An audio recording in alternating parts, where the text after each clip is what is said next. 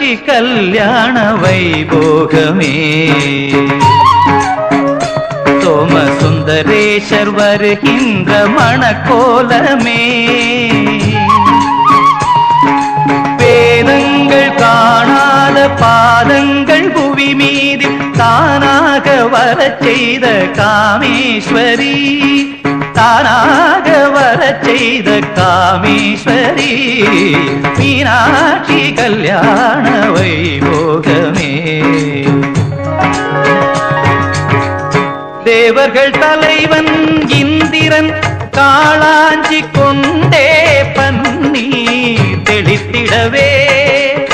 தீயென ஏறிக்கும்